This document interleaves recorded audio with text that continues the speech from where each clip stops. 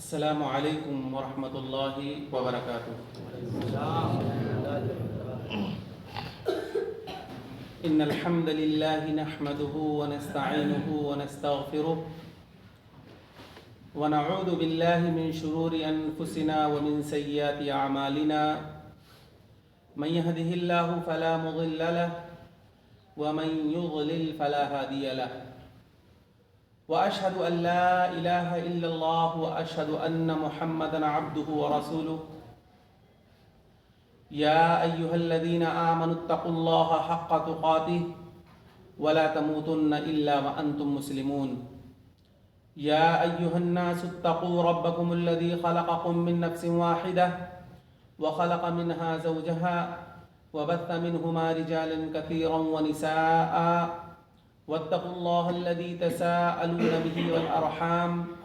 إن الله كان عليكم رقيبا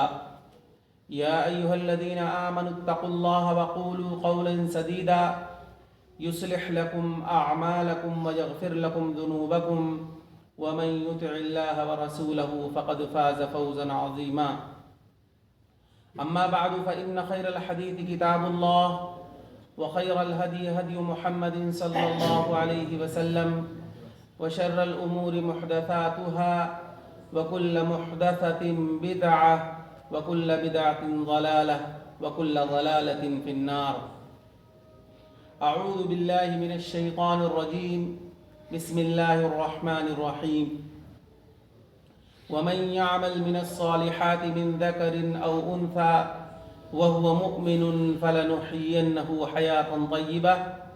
ولنجزينهم أجرهم بأحسن ما كانوا يعملون۔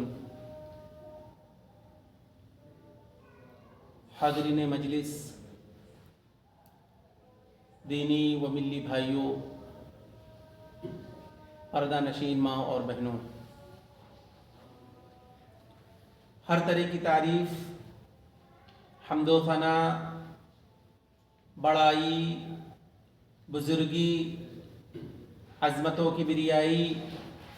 اللہ رب العالمین کے لیے ہے، جس نے ہمیں اور آپ کو پیدا کیا۔ بعدہ انگنت، لا تعداد، بے شمار درود و سلام نازل ہوں اللہ رب العالمین کے بھیجے ہوئے تمام انبیاء علیہم الصلاۃ والتسلیم پر، خصوصاً اللہ کے آخری نبی جناب محمد الرسول اللہ صلی اللہ علیہ وسلم پر۔ وہ ذات مقدسہ، مطہرہ، مبارکہ، جنہیں اللہ رب العزت نے اس کائنات کے لیے رحمت بنایا، اور جنہوں نے اس دنیا کے اندر رہ کر چند سالہ زندگی گزار کر دین کی تبلیغ فرمائی اور ہم تک ہمارا دین پہنچایا۔ محترم بھائیوں، یہ مجلس جو سجائی گئی ہے، یہ ایک ایسی مجلس ہے جس مجلس کے اندر دین اور اسلام کی باتیں سنی اور سنائی جاتی ہیں۔ قرآن و حدیث کی جو مجلسیں ہوتی ہیں، ایسی مجلسوں میں شریک ہونا، ایسی مجلسوں کے لیے اپنا وقت نکالنا، یہ بڑے ہی خوش نصیبی کی بات ہے، کیونکہ ایسی مجلسوں کی فضیلت اللہ کے نبی صلی اللہ علیہ وسلم نے بیان فرمائی ہے کہ وہ لوگ جو ایسی مجلسوں میں جا کر کے اپنا وقت دیتے ہیں، بیٹھتے ہیں، دین اور اسلام کی باتیں سننے کے لیے اپنا وقت نکالتے ہیں، اپنے گھر والوں کو تیار کرتے ہیں، اپنے بچوں کے ساتھ مسجد میں آ کر کے قرآن و حدیث کی بات سننے کے لیے اپنا وقت دیتے ہیں، ایسی مجلسوں کی فضیلت اللہ کے نبی صلی اللہ علیہ وسلم نے بیان فرمائی ہے کہ ایسی مجلسوں کو فرشتے اپنے پروں سے ڈھانپ لیتے ہیں، اور وہ مجلسیں جس میں اللہ رب العالمین اور دین اسلام اور شریعت کی باتوں کا تذکرہ ہوتا ہے، اللہ رب العالمین اتنا خوش ہوتا ہے کہ اس مجلس میں بیٹھے ہوئے تمام لوگوں کا تذکرہ اللہ رب العالمین اپنے فرشتوں سے کرتا ہے۔ تو یہ مجلس بہت ہی اہمیت والی مجلس ہے، فضیلت والی مجلس ہے. اس میں دین اسلام کی باتیں سننے سے بھی ہمیں فائدہ ہوتا ہے اور ثواب بھی پہنچتا ہے، اور سب سے بڑا فائدہ یہ ہے کہ اللہ رب العالمین ہمارا اور آپ کا تذکرہ اپنے معزز اور مقرب فرشتوں سے کرتا ہے. اس سے بڑی بات کیا ہو سکتی ہے؟ محترم بھائیوں، جیسا کہ ابھی آپ نے سنا کہ آج کا جو درس ہے یہ خواتین کے متعلق درس ہے.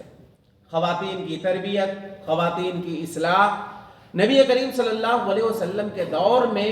آپ صلی اللہ علیہ وسلم خواتین کی تربیت کیسے کرتے تھے،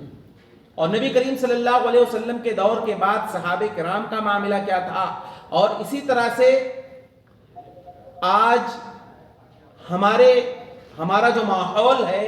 اور ہمارے گھروں کی جو حالت ہے یا ہمارے معاشرے کی حالت ہے، تو ایسے ماحول میں نبی کریم صلی اللہ علیہ وسلم کی تربیت یافتہ وہ صحابیات ہیں، ان کی سیرت پڑھنے کی ضرورت ہے، ان کے بارے میں معلومات حاصل کرنے کی ضرورت ہے، تاکہ اپنے گھروں کی خواتین کی، اپنے بچوں کی ہم اصلاح کر سکیں. اسی حوالے سے کچھ بنیادی باتیں،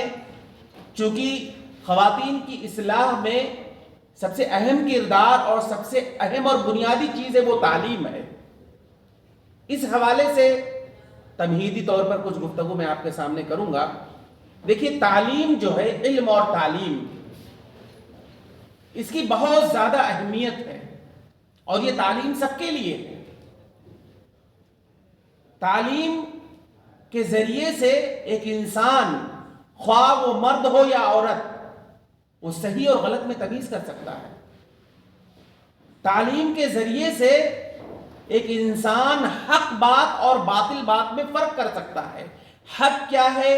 باطل کیا ہے، سچ کیا ہے، جھوٹ کیا ہے، صحیح کیا ہے، غلط کیا ہے، ان تمام چیزوں میں ایک وہی شخص تمیز کر سکتا ہے جس کے پاس علم ہو. اگر علم نہ ہو اور صحیح اور غلط کو ایک ساتھ ہم ملا کر آپ کے سامنے پیش کر دیں، اگر آپ کے پاس علم نہیں ہے تو صحیح اور غلط میں آپ تمیز نہیں کر سکتے. اور آپ دیکھیے کہ شریعت اسلامیہ نے نبی کریم صلی اللہ علیہ وسلم کو جب نبی بنایا گیا، اور آپ صلی اللہ علیہ وسلم پر جب کچھ آیتیں اتری اور ان آیتوں کے ذریعے سے اللہ کے نبی صلی اللہ علیہ وسلم کو نبوت اور رسالت دی گئی، آپ کے سر پر نبوت کا تاج سجایا گیا، تو وہیں پر جو تعلیم آئی، وہ اور جس بات کا حکم دیا گیا، جس چیز کو سیکھنے کے لیے کہا گیا، وہ کیا تھا؟ دینی تعلیم. 5 آیتوں کے ذریعے سے اللہ رب العالمین پر جو پہلی وحی اتری، اقرأ بسم ربک الذی خلق خلق الانسان من علق اقرأ وربک الاکرم الذی علم بالقلم علم الانسان ما لم يعلم. تو یہاں پر ان آیتوں میں جو اللہ رب العالمین نے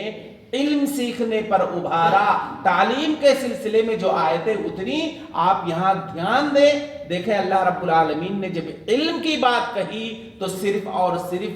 مخاطب مردوں کو نہیں کیا کہ تعلیم صرف مردوں کے لیے ہے، تعلیم صرف مرد حضرات سیکھیں، ایسا اللہ رب العالمین نے نہیں کہا علم الانسان ما لم يعلم. یہاں اللہ رب العالمین نے انسان کہا، اور اس انسان میں مرد بھی شامل ہیں اور عورتیں بھی شامل ہیں. نبی کریم صلی اللہ علیہ وسلم کے دور میں دیکھیے، جب آپ صلی اللہ علیہ وسلم مکہ سے مدینہ کی طرف ہجرت کر گئے، اور ہجرت کرنے کے بعد جب اس وقت تمام صحابہ کرام رضی اللہ تعالیٰ عنہ مجمعین، اللہ رب العالمین کا حکم آ گیا، جہاد وغیرہ میں شرکت کرنے لگے، اور مصروفیات زیادہ بڑھ گئیں، لوگ زیادہ مشغول ہونے لگے، اللہ رب العالمین نے ایک آیت نازل کر دی. اور وہ آیت کیا تھی کہ وَمَا كَانَ الْمُؤْمِنُونَ لِيَنْفِرُوا كَافَّةً فَلَوْلَا نَفَرَ مِنْ كُلِّ فِرْقَةٍ مِّنْهُمْ طَائِفَةٌ لِيَتَفَقَّهُوا فِي الدِّينِ وَلِيُنذِرُوا قَوْمَهُمْ إِذَا رَجَعُوا إِلَيْهِمْ لَعَلَّهُمْ يَحْذَرُونَ. کہ اللہ رب العالمین نے یہ دیکھا کہ نبی کریم صلی اللہ علیہ وسلم اپنے صحابہ کے ساتھ مصروف ہیں، صحابہ کرام کا لشکر کبھی مشرق کی طرف جا رہا ہے تو کبھی مغرب کی طرف جا رہا ہے تو کبھی شمال کی طرف جا رہا ہے. اللہ کے نبی صلی اللہ علیہ وسلم بیٹھ کر کے صحابہ کرام کو آپس میں تیاریاں کرواتے تھے کہ لوگ غزوے کے لیے نکل رہے ہیں, اعلاء کلمت اللہ کی خاطر صحابہ کرام کا جوق در جوق قافلہ رواں دواں ہو رہا ہے. اللہ رب العالمین کو یہ بات پسند نہیں آئی. یہ بات اپنی جگہ پر صحیح ہے کہ نبی کریم صلی اللہ علیہ وسلم صحابہ کرام کو تیار کر رہے ہیں غزوے کے لیے, تو اللہ رب العالمین نے ایک آیت نازل کی اور اللہ رب العالمین نے یہ کہا فَلَوْلَا نَفَرَ مِن كُلِّ فِرْقَةٍ مِّنْهُمْ طَائِفَةٌ لِيَتَفَقَّهُوا فِي الدِّينِ. یہ بات صحیح ہے, یہ بات اچھی ہے کہ لوگ غزوے کی تیاری کر رہے ہیں, لوگ غزوے میں مصروف ہیں, قافلہ روزانہ رواں دواں ہو رہا ہے, یہ بات صحیح ہے. لیکن مدینہ کے اندر کچھ ایسے لوگوں کا رہنا بھی ضروری ہے جو علم حاصل کریں. سارے لوگوں کو غزوے میں جانے کی ضرورت نہیں ہے, کچھ ایسے لوگوں کو مدینہ میں رہنا ہے تاکہ وہ علم حاصل کریں, اور جب علم حاصل کریں گے تو اس علم کے ذریعے سے اپنے گھر والوں کی اصلاح کریں گے, وہ تعلیم اور علم اپنے گھر والوں کو دیں گے, اپنے بیوی بچوں اور اپنے اہل و عیال کی اصلاح اور تربیت کریں گے. تو اللہ رب العالمین نے منع کیا, کہا کچھ صحابہ کرام کے لیے ضروری ہے کہ وہ مدینہ میں مقیم رہیں اور علم حاصل کریں, تعلیم حاصل کریں, اور اس کے بعد تعلیم اور اسی طریقے سے علم کا جو سلسلہ اور اسی طریقے سے آگے رواں دواں ہو. اس لیے کہ جب سارے لوگ مدینہ سے باہر چلے جائیں گے تو علم کون سیکھے گا, تعلیم کون سیکھے گا, پھر تو لوگوں کے اندر جہالت رہے گی. اس لیے اللہ رب العالمین نے آیتیں نازل کر کے تعلیم کے لیے تعلیم پر ابھارا. اور آپ دیکھیے مدینہ کے اندر نبی کریم صلی اللہ علیہ وسلم موجود ہیں, قرآن کریم کی آیت کریمہ کا نزول ہو رہا ہے, اور اسی آیت کریمہ کے ساتھ ساتھ علم بھی اتر رہا ہے. نماز کیا ہے, زکوٰۃ کیا ہے, حج کیا ہے, صدقات و خیرات کیا ہے, نماز کے طریقے کیا ہیں, نکاح اور طلاق کا مسئلہ کیا ہے, خلا اور طلاق کی پیچیدگیاں کیا ہے, یہ ساری باتیں قرآن کریم کی آیت کریمہ کے ذریعے سے نازل ہو رہی ہیں, اتر رہی ہیں, اور نبی کریم صلی اللہ علیہ وسلم سب کو سکھا رہے ہیں. اور تعلیم کی اہمیت کے حوالے سے ایک بات میں آپ کو اور بتاؤں, آپ اس کی اہمیت کا اندازہ لگائیں جو کہ خواتین کی اصلاح میں بہت ہی اہم رول ادا کرتا ہے. یہ نبی کریم صلی اللہ علیہ وسلم نے علم کی اہمیت کی وجہ کے لیے یہ میں واقعہ بتا رہا ہوں. تعجب ہوگا سن کر کے, جب مسلمانوں اور کافروں کے درمیان اسلام کی جو پہلی جنگ جسے غزوہ بدر کے نام سے ہم جانتے ہیں جب لڑی گئی تو اس میں اللہ رب العالمین نے مسلمانوں کو فتح دیا. کفار کے کچھ لوگ مارے گئے, کچھ لوگ قیدی ہو کر کے اللہ کے نبی صلی اللہ علیہ وسلم کے پاس آتے ہیں. اللہ کے نبی صلی اللہ علیہ وسلم نے ان قیدیوں کو کے بارے میں دیکھا کہ 70 قیدی بدر کے ہیں جو اللہ کے نبی صلی اللہ علیہ وسلم کے پاس موجود ہیں. آپ صلی اللہ علیہ وسلم نے اس وقت جو اعلان کیا تھا فدیہ دے کر کے آدمی اپنی آزادی لے سکتا ہے, لیکن ان قیدیوں میں کچھ ایسے لوگ تھے جن کے پاس روپے اور پیسے, دیناروں اور درہم نہیں تھے کہ جو دے کر کے وہ چھٹکارا حاصل کر لیں, آزادی حاصل کر لیں. اللہ کے نبی صلی اللہ علیہ وسلم نے کیا کہا اس موقع پر؟ اللہ کے نبی صلی اللہ علیہ وسلم نے کہا کہ جن کے پاس روپے اور پیسے نہیں ہیں, جو قیدی ہیں, ان کی ذمہ داری یہ ہے کہ مدینہ میں جو انصاری صحابہ کے لڑکے ہیں اور انصاری صحابہ یا اسی طریقے سے انصار کے جو کچھ لوگ ہیں, ان قیدیوں کی ذمہ داری ہے کہ وہ ان کو علم سکھائیں, انہیں علم سکھائیں, انہیں تعلیم سکھائیں, اور پھر یہ جب وہ ان کو علم سکھا دیں گے تو یہ اس کی وجہ سے پھر یہ لوگ آزاد ہو جائیں گے. اب آپ سوچئے کہ علم, نبی کریم صلی اللہ علیہ وسلم نے علم اور تعلیم پر شروع ہی سے کتنا زور دیا ہے.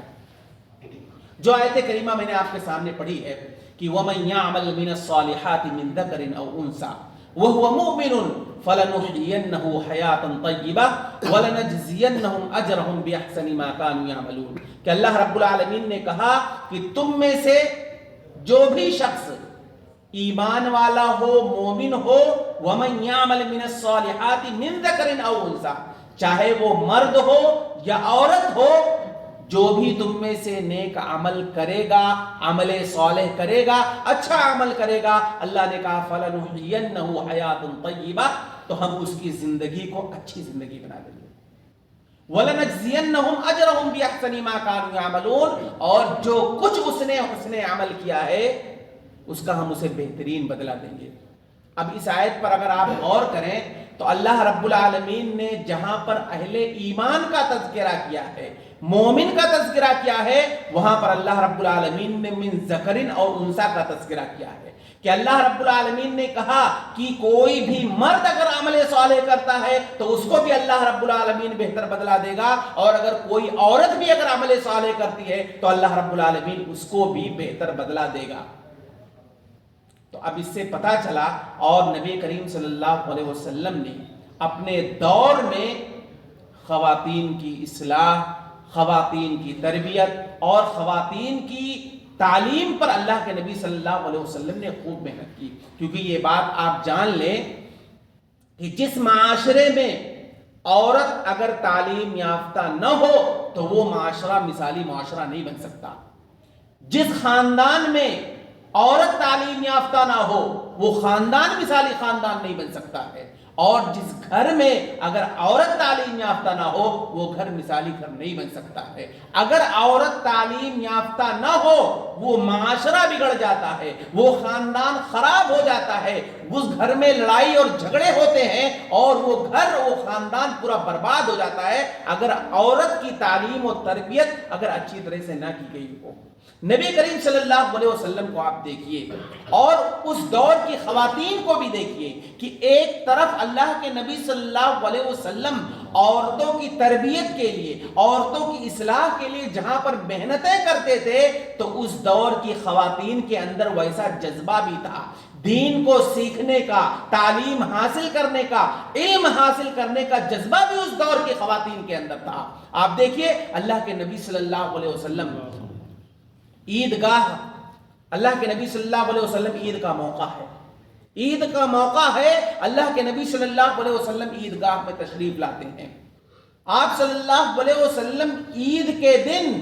صحابہ کرام کو نصیحت کر رہے ہیں۔ آپ صلی اللہ علیہ وسلم بہت ساری باتیں آپ صلی اللہ علیہ وسلم نے، جیسے عید کا جو خطبہ ہوتا ہے اس طرح سے اللہ کے نبی صلی اللہ علیہ وسلم نے عید کے موقع پر صحابہ کرام کو وصیت اور نصیحت کی۔ تو آپ صلی اللہ علیہ وسلم نے اسی پر بس نہیں کیا، بلکہ آپ صلی اللہ علیہ وسلم مردوں کو خطاب کرنے کے بعد آپ صلی اللہ علیہ وسلم عورتوں کا جہاں خیمہ تھا، جہاں پر عورتیں بیٹھی تھی، جہاں عید کی نماز پڑھنے عورتیں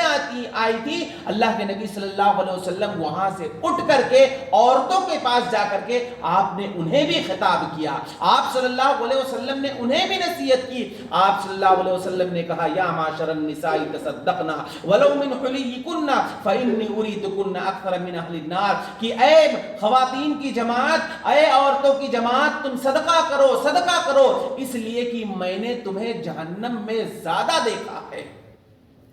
مردوں کے مقابلے میں تم زیادہ جہنم میں جانے والی ہو۔ کسی عورت نے کہا اے اللہ کے نبی صلی اللہ علیہ وسلم وَقُلْنَا بِمَا یا رسول اللہ، اے اللہ کے نبی صلی اللہ علیہ وسلم آخر ہماری کون سی ایسی کمزوری ہے، آخر ایسا معاملہ کیا ہے کہ ہماری تعداد مردوں کے مقابلے میں زیادہ جہنم میں جائے گی، آخر ایسا کیا معاملہ ہے، کس وجہ سے؟ اللہ کے نبی صلی اللہ علیہ وسلم نے کہا تَكْثُرْنَ اللَّعْنَ وَتَكْفُرْنَ الْعَشِيرَ، تمہارے اندر دو ایسی کمیاں اور دو ایسی خرابیاں پائی جاتی ہیں کہ جس کی بنیاد پر تم مردوں کے مقابلے میں تم جہنم میں زیادہ جاؤ گی۔ اللہ کے نبی صلی اللہ علیہ وسلم نے پہلی بات جو بتائی وہ یہ کہ تمہارا معاملہ تو یہ ہے کہ تم بات بات پر لان تان کرتی ہو،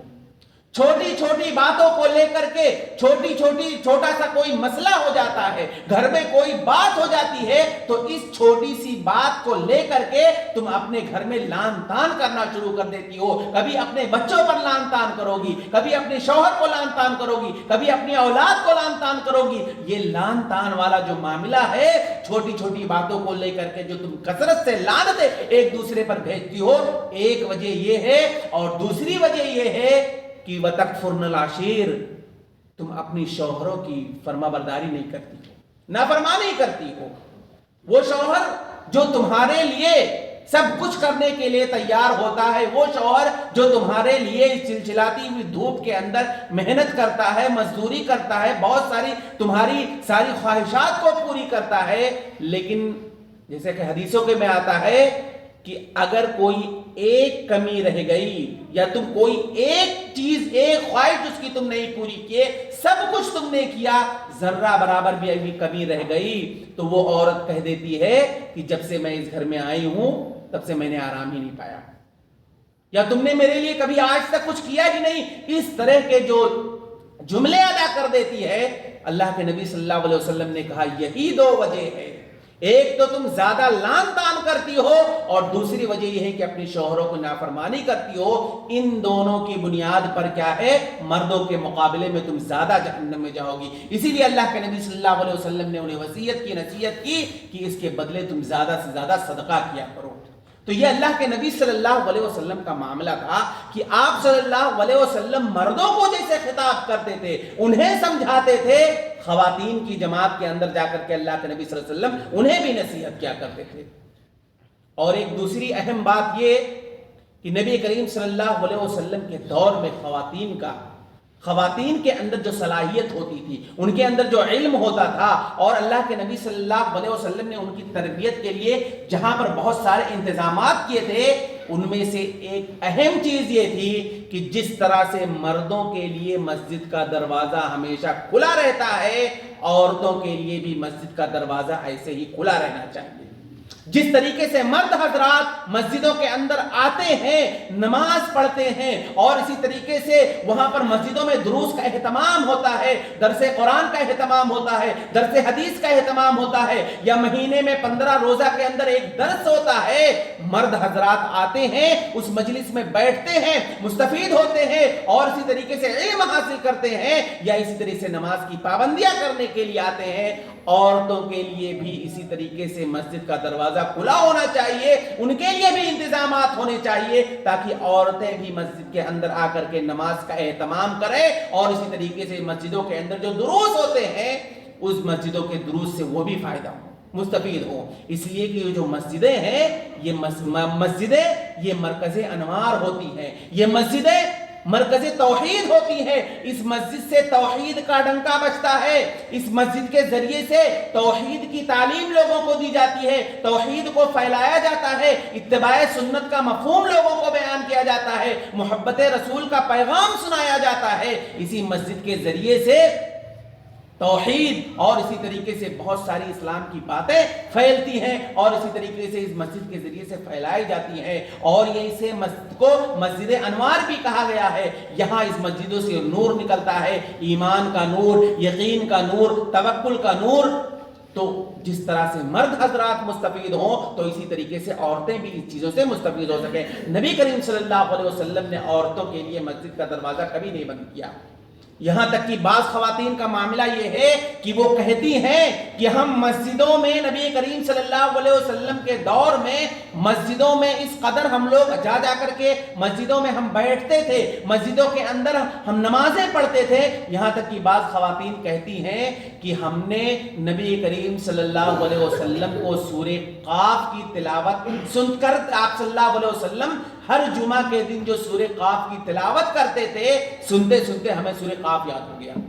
یہ اس دور کی خواتین کا کہنا ہے کہ ہم نبی کریم صلی اللہ علیہ وسلم کے دور میں مسجدوں کے اندر اتنا اہتمام کرتے تھے کہ جمعہ کے دن خطبے میں اللہ کے نبی صلی اللہ علیہ وسلم سورہ قاف کی تلاوت کر رہے ہیں، اور سن سن کے ہمیں سورہ قاف زبانی یاد ہو گیا۔ یہ پابندی ہی تو تھی، اسی پابندی کی وجہ سے وہ عورتیں سورہ قاف نبی کریم صلی اللہ علیہ وسلم کی سن کر کے انہوں نے یاد کر لیا۔ یہاں تک کہ فرائض تو چھوڑیے، عورتوں کے لیے اللہ کے نبی صلی اللہ علیہ وسلم نے مسجد کے دروازے جو کھولے تھے، فرائض کے علاوہ نوافل کا بھی اہتمام کرنے کے لیے عورتیں مسجد کے اندر آتی تھیں۔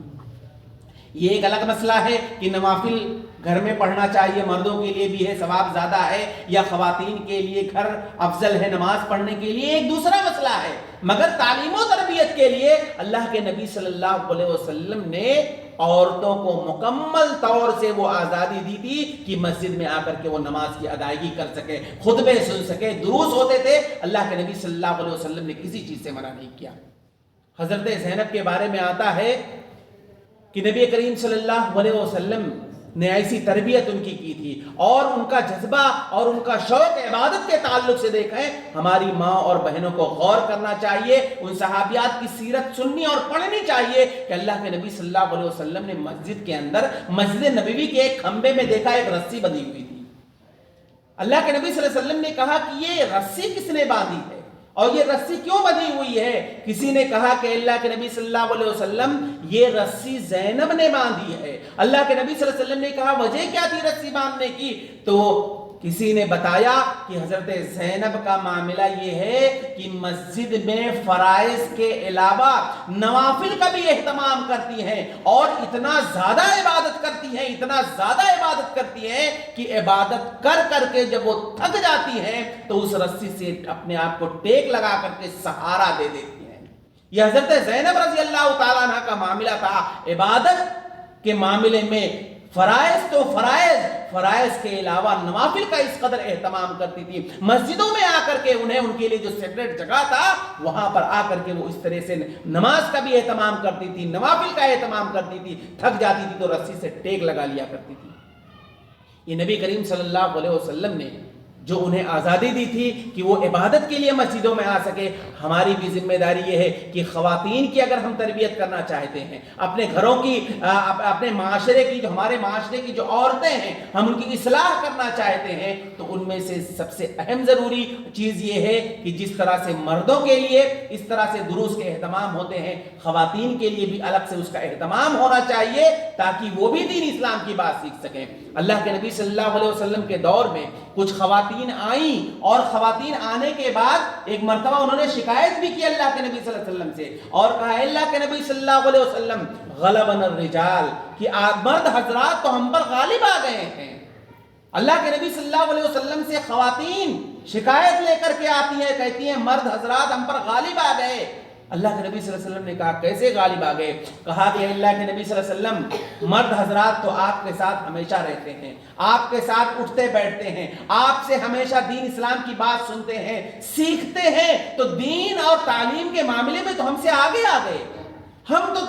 لوگ تو آپ کے پاس ہمیشہ نہیں آ سکتی، ہم لوگ تو آپ کے پاس 24 گھنٹہ نہیں بیٹھ سکتے، اور اسی طریقے سے جو باتیں جو حدیثیں مرد حضرات آ کر آپ کے ساتھ رہتے ہوئے سنتے ہیں ہم لوگ تو ویسا نہیں کر سکتے، تو اس لیے وہ ہم سے علم کے معاملے میں اور تمام چیزوں کے معاملے میں آگے بڑھ رہے ہیں۔ اللہ کے نبی صلی اللہ علیہ وسلم ہمارے لیے کچھ کریے۔ اللہ کے نبی صلی اللہ علیہ وسلم نے ان کے جذبے کا خیال کیا اور آپ صلی اللہ علیہ وسلم نے یہ دیکھا، ان کا شوق دیکھا۔ آج ہماری ماں اور بہنوں کو سوچنا چاہیے اور ان صحابیات کے بارے میں دیکھنا چاہیے کہ کیا جذبہ تھا،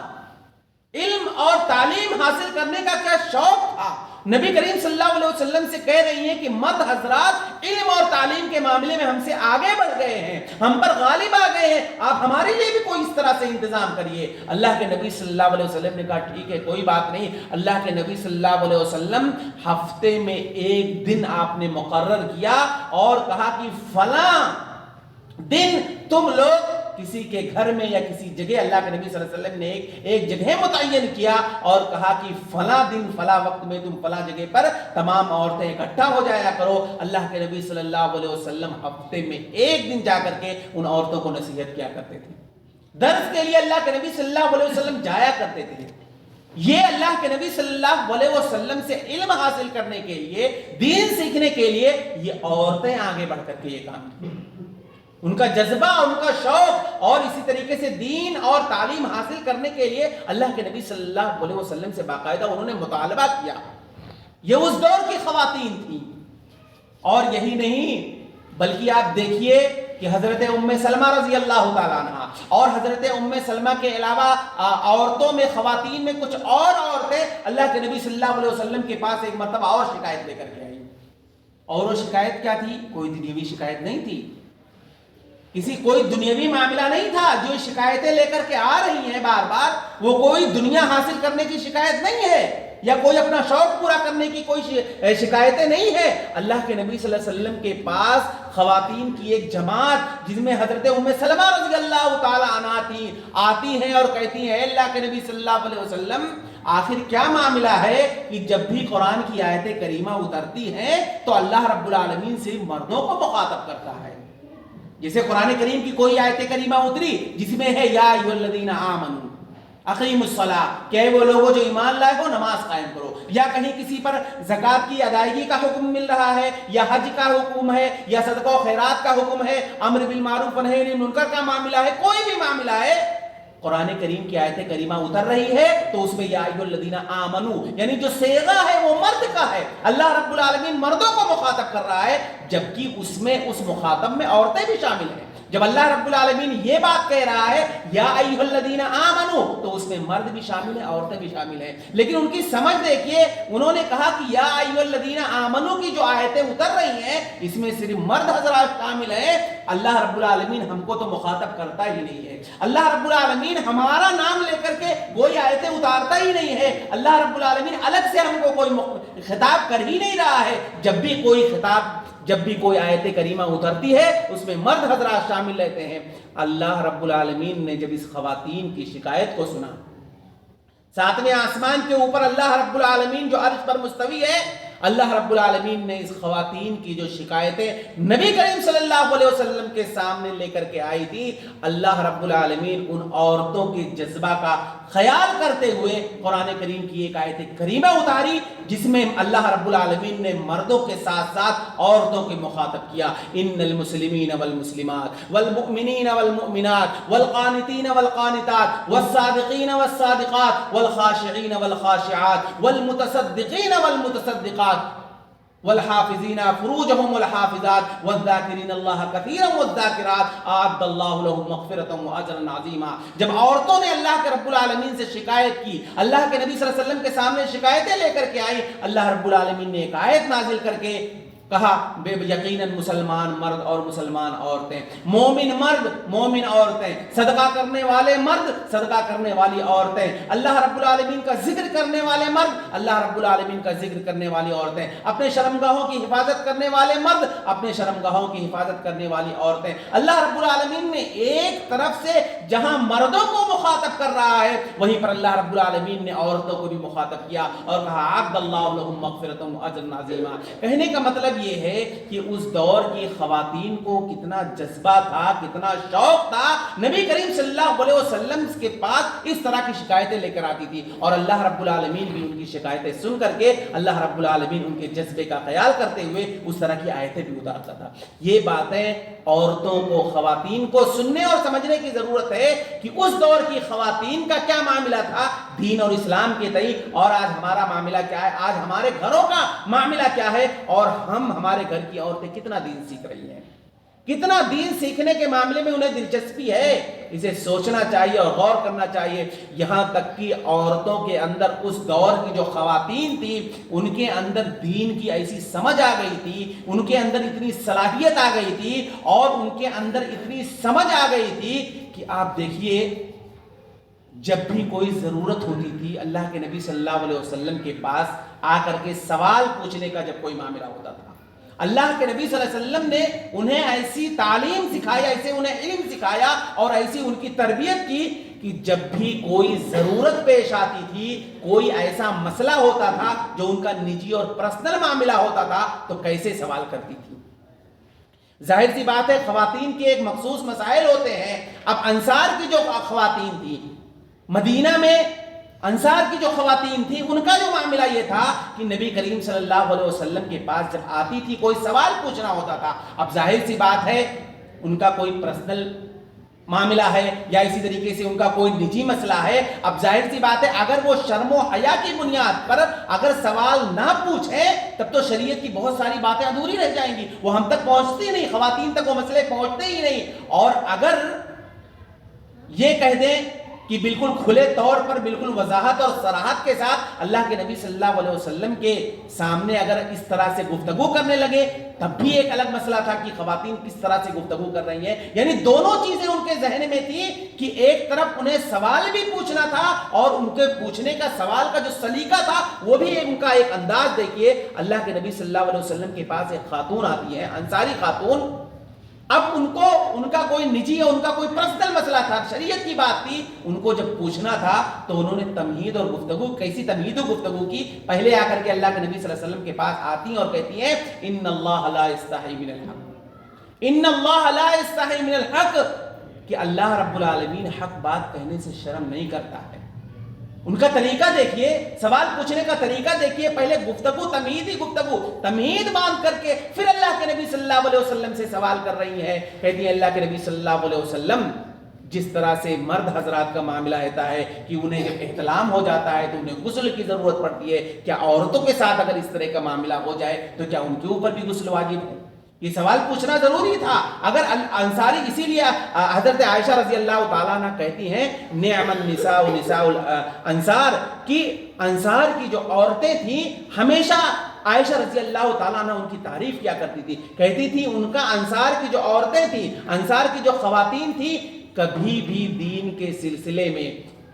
شرم و حیا مانے انہیں نہیں رکھتی تھی، بلکہ وہ اللہ کے نبی صلی اللہ علیہ وسلم کے سامنے آ کر کے اور اس طریقے سے اس کو ایک سلیقے سے اللہ کے نبی صلی اللہ علیہ وسلم کے سامنے دین کی باتیں، خواتین کے جو مسئلے مسائل ہوتے تھے اسے پوچھ لیا کرتی تھی، اس سے خواتین کے لیے بہت زیادہ فائدہ ہوا۔ تو یہ نبی کریم صلی اللہ علیہ وسلم کی تربیت کا نتیجہ تھا کہ آپ صلی اللہ علیہ وسلم نے مدینہ میں رہتے ہوئے عورتوں کی جو تربیت کی ہے، تو تربیت کی وجہ سے یہ انصار کی عورتوں کو سوال کرنے کا، لوگوں سے گفتگو کرنے کا، لوگوں سے بات کرنے کا جو طریقہ تھا، اللہ کے نبی صلی اللہ علیہ وسلم کی تربیت کے نتیجے میں تھا۔ اور یہی نہیں بلکہ آپ دیکھیے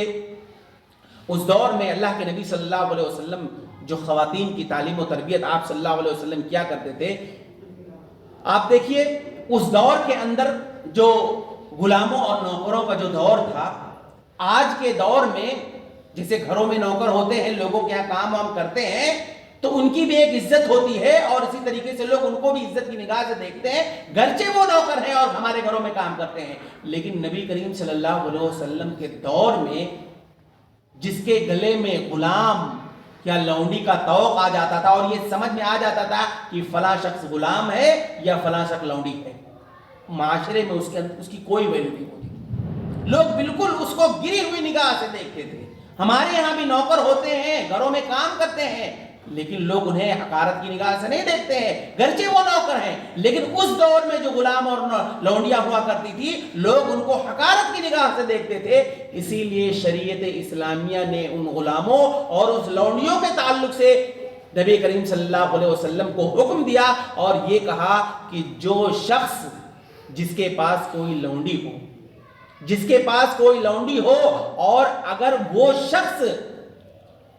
اس سے کام بھی لیتا ہو لیکن اسے علم بھی سکھاتا ہو اور اسی طریقے سے اس کی تربیت بھی کرتا ہو اور اس کی تربیت کرے اور اسی طریقے سے اسے تعلیم سکھائے، علم سکھائے اور اس کو یا تو آزاد کر دے یا اس سے پھر شادی کر لے، اللہ کے نبی صلی اللہ علیہ وسلم بیان فرماتے ہیں اس کے لیے ڈبل اجر ہے،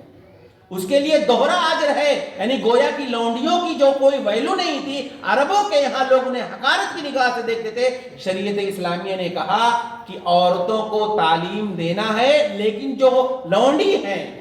جن کی کوئی ویلو معاشرے کے اندر نہیں ہے، اگر انہیں کوئی تعلیم دیتا ہے، علم سکھاتا ہے، ان کی تربیت کرتا ہے، اللہ کے نبی صلی اللہ علیہ وسلم نے کہا اس کے لیے ڈبل اجر ہے، ایک اجر دگنا اجر ہے۔ تو یہ شریعت اسلامیہ نے تعلیم پر لوگوں کو ابھارا ہے، ان کی تربیت کی ہے، اور آپ دیکھیے اس کا نتیجہ کیا ہوا۔ اس کا نتیجہ یہ ہوا کہ نبی کریم صلی اللہ علیہ وسلم کے دور میں، عہد صحابہ میں، عہد تابعین میں، عہد نبوت میں ایسی خواتین پیدا ہوئیں کہ بجائے اس کے کہ ان کی اصلاح کی جائے، ان کی تربیت کی جائے، وہ خود دوسروں کی اصلاح کرتی تھی۔ اور یہی نہیں بلکہ صحابہ کرام میں جو علماء تھے، بڑے بڑے علماء تھے، وہ صحابیات انہیں چیلنج کیا کرتی تھی۔ آپ دیکھیں عبداللہ ابن مسعود رضی اللہ تعالیٰ عنہ، عبداللہ ابن مسعود رضی اللہ تعالیٰ عنہ یہ ذی علم صحابی ایک مجلس میں بیٹھ کر کے لوگوں کو درس دے رہے تھے، لوگوں کی تربیت کر رہے تھے، انہیں سمجھا رہے تھے، انہیں خطاب کر رہے تھے۔ اس مجلس میں عورتیں بھی شریک ہوئی تھیں، عورتوں کی مجلس تھی، مردوں کی مجلس تھی۔ عبداللہ ابن مسعود رضی اللہ تعالیٰ عنہ درس دے رہے تھے، درس کے دوران عبداللہ ابن مسعود رضی اللہ تعالیٰ عنہ نے کہا لعن اللہ الواشمات والمستوشمات، کہ اللہ رب العالمین کی لعنت ہو ایسی عورتوں پر جو گدنا گودتی ہے، یعنی کہ وہ اپنے کلر کے ذریعے سے اپنے جسم پر وہ ڈیزائن بنواتی ہے، گدنا گوتتی ہے، اس پر بھی لعنت، جو یہ عمل کر رہی ہے اس پر بھی لعنت، اور جو یہ عمل کروا رہی ہے اس پر بھی لعنت۔ اللہ عبداللہ ابن مسعود رضی اللہ تعالیٰ عنہ نے اس مجلس میں درس دیتے وقت یہ حدیث پڑھی۔ ایک عورت جو وہاں اس مجلس میں بیٹھی ہوئی تھی وہ کھڑی ہو گئی اٹھ کر کے، اور اس نے کہا کہ عبداللہ ابن مسعود، ابھی آپ نے یہ بیان کیا ہے کہ اللہ رب العالمین واشمات اور مستوشمات پر لعنت بھیجی ہے، میں نے تو پورا قرآن پڑھ ڈالا، مجھے تو کہیں یہ چیز نہیں ملی۔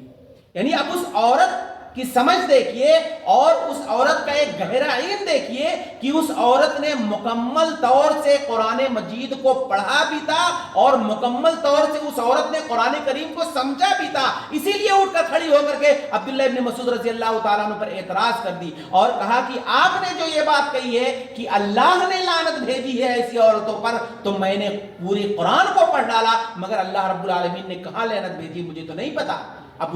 وہ عورت یہ سمجھی کہ اللہ نے لعنت بھیجی ہے تو اس کا مطلب ہے کہ وہ قرآن میں ہونا چاہیے، اس کی وہ اپنی سمجھ تھی۔ اور عبداللہ ابن مسعود رضی اللہ تعالیٰ عنہ کا جو فہم فراست وہ ایک الگ، وہ بھی عالم دین، انہوں نے کہا کہ نہیں، اللہ رب العالمین نے تو لعنت بھیجی ہے۔ اب وہ عورت کہہ رہی ہے کہ میں نے پورا قرآن پڑھ ڈالا مگر مجھے پورے قرآن میں یہ آیت کہیں نہیں ملی۔ عبداللہ ابن مسعود رضی اللہ تعالیٰ عنہ کہہ رہے کہ نہیں ہے، وہ عورت کہہ رہی ہے کہ میں نے پڑھ ڈالی، نہیں ہے۔ پھر عبداللہ ابن مسعود رضی اللہ تعالیٰ عنہ نے اس عورت سے کہا کیا تم نے قرآن مجید کے اندر یہ آیت کریمہ نہیں پڑھی ہے کہ وَمَا آتَاكُمُ الرَّسُولُ فَخُذُوهُ وَمَا نَهَاكُمْ عَنْهُ فَانْتَهُوا، کہ رسول جو تمہیں دے دے اسے لے لو اور رسول جس چیز سے تمہیں منع کرے اس سے رک جاؤ۔ تو اس نے کہا یہ آیت کریمہ تو ہے لیکن جو آپ نے کہا ہے وہ نہیں ہے۔ تو عبداللہ ابن مسعود رضی اللہ تعالیٰ عنہ نے کہا کہ اللہ رب العالمین کی لعنت کا مطلب یہ ہے کہ اللہ رب العالمین نے لعنت بھیجی ہے تو یہ اللہ کی لعنت، اللہ کے نبی صلی اللہ علیہ وسلم نے گویا کہ وہ یہ سمجھانے کی کوشش کر رہے تھے کہ حدیث، نبی کریم صلی اللہ علیہ وسلم کی حدیث بھی اللہ رب العالمین کا کلام ہے اور قرآن مجید بھی اللہ رب العالمین کا کلام ہے۔ لیکن وہ عورت اتنا نہیں سمجھ سکی، لیکن اس عورت کا علم تو دیکھیے کہ وہ پورے قرآن کو کتنے سلیقے سے اور کتنے فہم سے اس نے قرآن مجید کو یاد بھی کیا، پڑھا بھی، اور اس کے معنی اور مفہوم کو بھی اس نے غور سے پڑھا۔ اسی لیے اس نے عبداللہ ابن مسعود رضی اللہ تعالیٰ عنہ کو چیلنج کر دی۔ تو اس دور کی جو خواتین تھیں، اللہ کے نبی صلی اللہ علیہ وسلم نے ایسی تعلیم اور تربیت ان کی تھی کہ وہ بڑے بڑے صحابہ کو بھی کیا ہے اس طریقے سے چیلنج کرتی تھی۔ اور دیکھیے نبی کریم صلی اللہ علیہ وسلم اپنے گھر کی خواتین کی جو تربیت کرتے تھے، آج ہمارا معاملہ یہ ہے کہ ہم یہ سمجھتے ہیں کہ ہم اپنے گھر کے اپنی اولاد سے یا اسی طریقے سے ہم اپنے گھر والوں سے بہت زیادہ محبت کرتے ہیں، تو لاڈ کے نام پر، پیار کے نام پر، اگر بچی ابھی چھوٹی ہے، ابھی وہ کوئی غلط کام کر رہی ہے تو اب ہم یہ کہہ دیتے ہیں کہ ابھی بچی ہے، جانے دو، چھوڑ دو، یا اسی طریقے سے گھر میں معاملہ یہ ہے، بولتے ہیں کہ ابھی تو جانے دو، جب بڑی ہو جائے گی تو آٹومیٹک سدھر جائے گی، یا اسی طریقے سے کوئی معاملہ ہو گیا تو ہم اس کو لیٹ گو کہہ کے جانے دو کہہ کر یہ جو کام کر دیتے ہیں۔ اور وجہ کیا ہے؟ کہتے ہیں ہم اپنی بیٹی سے بہت محبت کرتے ہیں، یعنی محبت کا ثبوت ہم نہیں ڈانٹیں گے، ہم نہیں سمجھائیں گے، اس لیے کہ ہم اپنی بیٹی سے محبت کرتے ہیں، کہیں ناراض نہ ہو جائے، کوئی مسئلہ نہ ہو جائے، یعنی محبت کو ہم اپنے اوپر سوار کر کے اس کی غلط چیز کو بھی برداشت کرتے ہیں۔ اور اس کے بعد نتیجہ کیا ہوتا ہے؟ نتیجہ یہی ہوتا ہے کہ بچپن میں اگر ہم نے تعلیم و تربیت یا اسی طریقے سے اپنے گھروں کی اصلاح نہیں کی ہے، پھر وہی لڑکیاں جب بڑی ہو جاتی ہیں اور پھر معاشرے کے اندر رہ کر کے کوئی غلط قدم اٹھا لیتی ہیں، تو پھر ہم خون کے آنسو روتے ہیں بیٹھ کر کے۔ اصلاح ہم نہیں کریں گے، تربیت نہیں کریں گے، لیکن جب ہمارے سامنے آ گیا، آج دیکھیے ادھر ارتداد کا معاملہ جو ہے کہ مسلم گھر کی عورتیں غیر مسلموں سے شادی کر رہی ہیں، مسلم گھر کی عورتیں، لڑکیاں بھاگ کر کے شادی کر رہی ہیں، وہ بھی غیر مسلموں سے۔ تو یہ بچپن میں تربیت اور ان کی اصلاح نہ کرنے کی وجہ سے یہ ہمارے سامنے بات آتا ہے۔ لڑکی چھوٹی ہے، اگر کوئی غلطی کر دی ہے، اگر کوئی پڑوس کا شخص یا کوئی خاندان کا یا کوئی آدمی آ کر کے گھر میں یہ بات کہہ دے کہ آپ کی لڑکی نے ایسا کام کیا ہے یا آپ کے لڑکے نے ایسا کام کیا ہے، تو بجائے اس کے کہ ہم شکریہ ادا کریں یہ کہہ کر کے کہ اسکول میں وہ لڑکی نے یہ ایسا کام کیا یا فلاں جگہ پر اس نے ایسا کام کیا، بجائے اس کے کہ ہم اس کا شکریہ ادا کریں، ہم اسی کو گالی دینے لگتے ہیں کہ ہمارے بچوں پر الزام لگا رہا ہے۔ لیکن وہی اور لڑکے اور لڑکیاں جب بڑے ہو کر کے غلط کام کر بیٹھتے ہیں تو خون کے آنسو روتے ہیں، اس کے علاوہ کوئی نظر نہیں آتا ہے۔ نبی کریم صلی اللہ علیہ وسلم اپنی بیٹی حضرت فاطمہ رضی اللہ تعالی عنہا سے جتنی محبت کرتے تھے کوئی باپ اپنی بیٹی سے ویسی محبت نہیں کر سکتا ہے.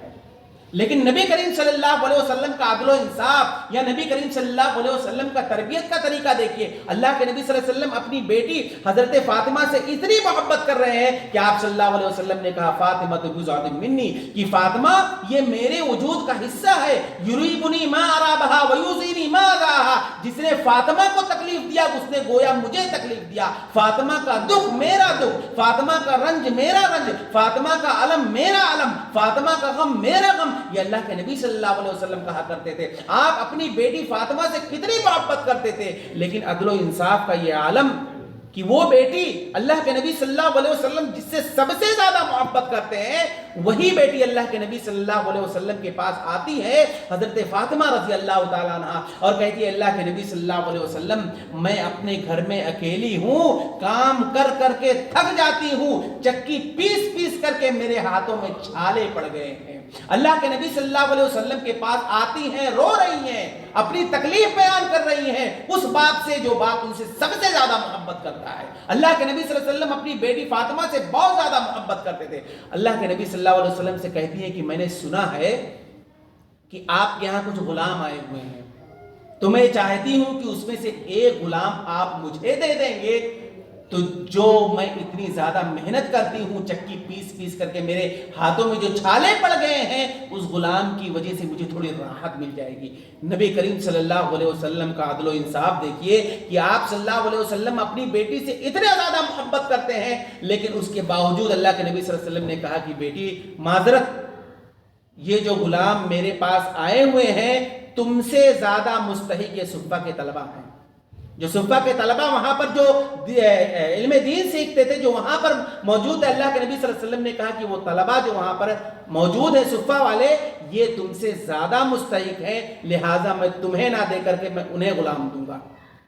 وہ بیٹی جس سے اللہ کے نبی صلی اللہ علیہ وسلم سب سے زیادہ محبت کرتے تھے، پھر اللہ کے نبی صلی اللہ علیہ وسلم نے آپ صلی اللہ علیہ وسلم چاہتے تھے کہ میری بیٹی ہے میں اس سے محبت کرتا ہوں دے دیتے،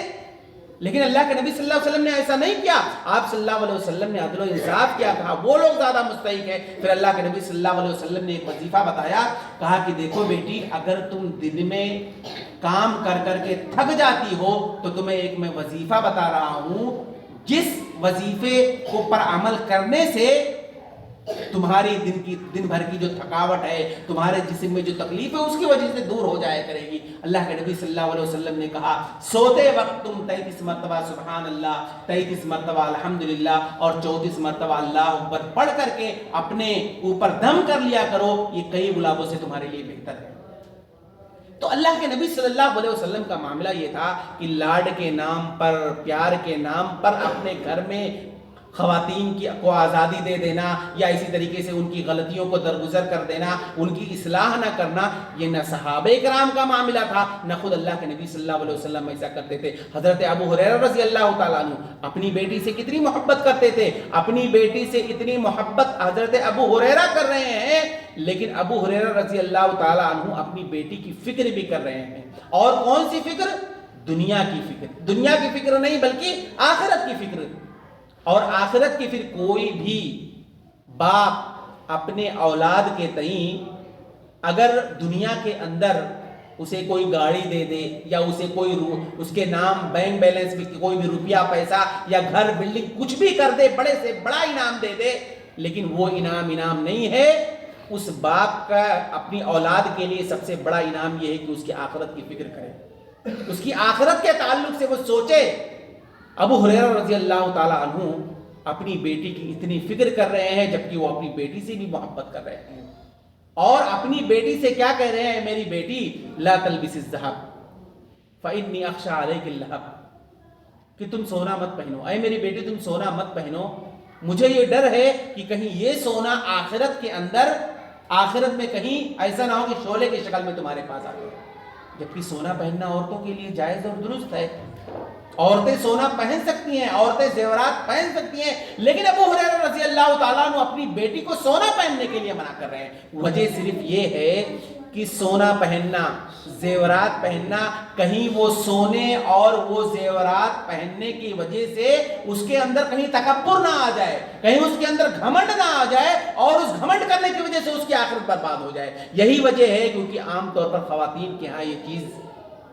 پائی جاتی ہے کہ ایک خواتین میں ایک عورت دوسری عورت کو اگر پسند نہیں کرتی ہے، ایک عورت کا دوسری عورت سے کسی معاملے کو لے کر کے اگر جھگڑا ہوا ہوتا ہے، اگر وہ عورت مالدار گھر کی ہوتی ہے، اس کا شوہر اگر مالدار ہے، اس کا باپ اگر مالدار ہے، اگر اس کو زیورات دیا ہے، بہت ساری خواتین کے اندر یہ سوچ ہوتی ہے کہ ہمارے پاس تو اتنا زیور ہے، اتنے زیورات ہیں، ابھی آج شادی میں یا فلاں فنکشن میں یہ زیورات میں پہن کر کے اس مجلس میں جاؤں گی، فلاں کی اوقات یاد دلاؤں گی کہ دیکھو میرے شوہر نے مجھے یہ دلایا، میرے باپ کے پاس اتنا روپے پیسے ہیں۔ یہ چیزیں اگر تکبر کا باعث ہو جائیں گی، اس عورت کی آخرت برباد ہو جائے گی۔ ابو ہریرہ رضی اللہ تعالیٰ عنہ اپنی بیٹی کی تربیت کیسے کر رہے ہیں اور اسی طریقے سے آخرت کی فکر کیسے کر رہے ہیں، کہہ رہے ہیں کہ بیٹی سونا مت پہنو، سونا مت پہنے، کوئی ایسا نہ ہو کہ سونا پہننے کی وجہ سے تمہارے دل میں تکبر آ جائے، غرور آ جائے اور اسی طریقے سے ریاکاری آ جائے، لوگوں کو دکھانے کے لیے اس طرح سے کرنے لگو کہ ہمارے پاس بہت سارے زیورات ہیں، تو تمہارے لیے آخرت میں بڑا مشکل معاملہ ہو جائے گا۔ تو صحابہ کرام رضی اللہ تعالیٰ عنہم اجمعین یا اسی طریقے سے خود اللہ کے نبی صلی اللہ علیہ وسلم اپنے گھروں کی تربیت، اپنے گھر و خواتین کی تربیت کیسے کرتے تھے، اسے ہمیں پڑھنے اور سمجھنے کی ضرورت ہے۔ یہ عنوان گرچہ عورتوں کے تعلق سے تھا، لیکن خواتین کی اصلاح میں مردوں کا بھی بہت بڑا رول ہوتا ہے۔ مرد حضرات ذمہ دار ہوتے ہیں اور اسی طریقے سے ان کی ذمہ داری یہ ہے کہ وہ اپنے گھر والوں کی تربیت کیسے کریں اور اسی طریقے سے ان کی اصلاح میں بھی ان کا کردار ہوتا ہے۔ اس لیے ضرورت ہے کہ خواتین بھی نبی کریم صلی اللہ علیہ وسلم کی دور کی جو صحابیات ہیں ان کی سیرت کو پڑھیں اور اسی طریقے سے ان کی زندگی کیسے گزرتی تھی، اس در کی خواتین کا معاملہ کیا تھا، یہ سب سے اہم چیز ہے اور مرد حضرات بھی ان پر توجہ دیں۔ اس لیے کہ اگر مرد حضرات بھی اس پر توجہ نہیں دیں گے اور اسی طریقے سے وہ اس میں ڈھیلا پن اگر کریں گے تو پھر گھر کی خواتین ہوں، چاہے بچے ہوں یا بچیاں ہوں یا اولاد ہوں، ان کے اندر خرابی آئے گی، جیسے کسی عربی شاعر نے کہا ہے۔ اور مردوں کو بھی ضروری ہے کہ اس پر عمل پیرا بھی ہوں۔ کسی شاعر نے کہا ہے کہ اس کا یہ مفہوم یہ ہے کہ گھر کا سرپرست جو ہوگا اگر وہ ڈھول بجاتا ہے، وہ طبلہ بجاتا ہے، تو بچے اگر ڈانس کر رہے ہیں تو اس پر وہ لان و تان کا ملامت نہیں کر سکتا ہے۔ اس لیے کہ ظاہر سی بات ہے جو گھر کا سرپرست ہے وہی غلط کام کرے گا، وہ ڈھول بجائے گا تو بچے آٹومیٹک ناچیں گے۔ تو سب سے اہم اور ضروری بات یہ ہے کہ مرد حضرات اپنی اصلاح کریں اور اسی طریقے سے عورتوں کے جو حقوق ہیں ان کے اس حقوق کی ادائیگی کریں اور اسی طریقے سے شریعت کے معاملے میں اور شریعت ان کے اوپر کون کون سی ذمہ داریاں عائد ہوتی ہیں، یہ ساری ذمہ داری مردوں کی بھی ہے کہ عورتوں کے تئیں اسے انجام دیں۔ اور جس طریقے سے جیسے کہ میں نے شروع میں کہا کہ مساجد کے اندر جس طریقے سے دروس کا اہتمام ہوتا ہے یا اسی طریقے سے ایسی مجلسیں سجائی جاتی ہیں، اس میں عورتوں کے لیے خاص طور سے الگ سے ان کا اہتمام ہونا چاہیے تاکہ دین اور اسلام کی باتیں جس طرح سے مرد سنتے ہیں اگر عورتیں بھی اس طرح سے سنیں گی تو ان کے اندر بھی تبدیلی آئے گی۔ اللہ کے نبی صلی اللہ علیہ وسلم کی تربیت کا واحد طریقہ یہی تھا۔ اللہ کے نبی صلی اللہ علیہ وسلم اپنے دور کی خواتین کی تربیت اسی طرح سے کرتے تھے، مجلسیں الگ سے ان کے لیے منعقد ہوتی تھی، اللہ کے نبی صلی اللہ علیہ وسلم انہیں نصیحت کرتے تھے، سمجھاتے تھے۔ یہی وجہ تھی کہ صحابیات کے اندر ایسی تبدیلی آئی اور دین اور اسلام کی باتیں ان کے اندر اتنا آیا اور اتنا نالج ان کو ہو گیا کہ وہ بڑے بڑے صحابہ کرام میں جو علماء صحابہ تھے انہیں وہ چیلنج کیا کرتی تھی۔ تو ضرورت ہے اس بات کی کہ مرد حضرات خود اور اسی طریقے سے اپنے اندر خود وہ بیداری پیدا کریں اور اسی طریقے سے خود مسجدوں سے جڑیں اور اسی طریقے سے دینی تعلیم خود حاصل کریں اور پھر اسی کے ساتھ ساتھ پھر عورتوں کی تربیت کے لیے، عورتوں کی تعلیم کے لیے الگ سے ان کا انتظام کریں تاکہ وہ دین اسلام اور تعلیم سے جب جڑیں گی تو آٹومیٹک ان کے اندر سدھار آ جائے گا، الگ سے پھر ان کی اصلاح کی ضرورت نہیں پڑے گی۔ دینی تعلیم اگر ان کے اندر آئے گی خود بخود ان کی تمام چیزوں میں اصلاح ہو جائے گی۔ اللہ رب العالمین سے دعا ہے کہ اللہ رب العالمین ہم تمام لوگوں کو نیک بنائے، صالح بنائے۔ اللہ رب العالمین جب تک تو ہمیں اس دنیا کے اندر زندہ رکھ، ایمان و اسلام پر زندہ رکھ اور ہمارا خاتمہ ایمان میں خیر کرو۔